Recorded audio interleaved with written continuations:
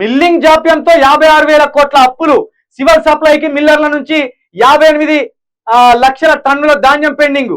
1,000 కోట్ల విలువైన బియ్యం ఓపెన్ మార్కెట్ లో అమ్ముకున్నారు. చెప్పినాం కదా ఇదంతా ఈ మిల్లు సెక్షన్ కి సంబంధించి, ఈ ధాన్యం సెక్షన్ కి సంబంధించి, ఈ రైసు మిల్లర్లకు సంబంధించి ఇదంతా కేసీఆర్ హ్యాండ్వర్లో హరీష్ రావుకు సంబంధించిన వాళ్ళ చేతుల్లోనే ఇదంతా ఉంటది అనేది ఒక ఆరోపణ అయితే ఉన్నది. చూడండి, 56,000 కోట్ల అప్పులాట. 56,000 కోట్ల అప్పులు. ఈ అప్పులు తీర్చకపోవడం వల్ల బియ్యాన్ని బ్లాక్ మార్కెట్ చేసి బియ్యాన్ని 50 రూపాయలకు 40 రూపాయలకు దొరకవలసిన బియ్యాన్ని ఈరోజు తెలంగాణ ప్రాంతంలో ఇదే హైదరాబాద్లో 85-87 రూపాయలు సన్న బియ్యం.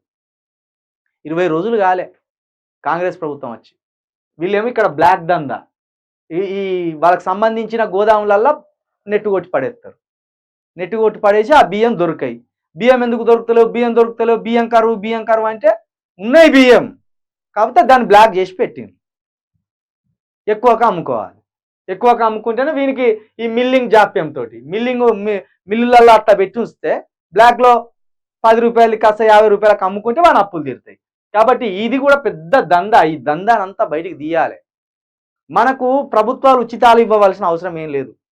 తక్కువ ధరలకు మనకు సరుకులు దొరికితే మనం తిండి, కూరగాయలు, వైద్యము, లేకపోతే ఇది మన విద్య, ఇవి తక్కువ ధరకు దొరికితే మనకు ఎవ్వరు పుణ్యానికి ఇవ్వాల్సిన అవసరం లేదు.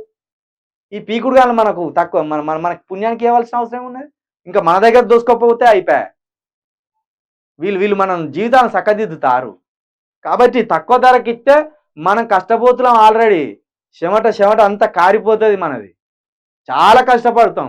మాకు పుణ్యానికి ఏం అవసరం లేదు. కాకపోతే తక్కువ ధరకి ఇటువంటి అక్రమాలు జరగకుండా చూడుర్రి. మేము కొనుక్కోగలం, కొనుక్కునే సత్తా ఉన్నది, పని చేసే సత్తా ఉన్నది మాకు. కాకపోతే ఈ దొంగ కథలు మీరు చేయడం వల్లనే మేము కొనలేని స్థితికి పోతున్నాం. ఇక ఈ మంచు అంటే అమ్మ దారుణమైన మంచు పడుతుంది. దారుణమైన మంచు పడుతుంది. ఇక సూర్యాపేట జాతీయ రహదారిపై శుక్రవారం ఉదయం కమ్ముకున్న పొగ మంచు. జర మెల్లగా ఓర్రి, జప్పున ఉరికిద్దిరా, ఆ పడతారు, జీవితం ఆగమైపోతుంది.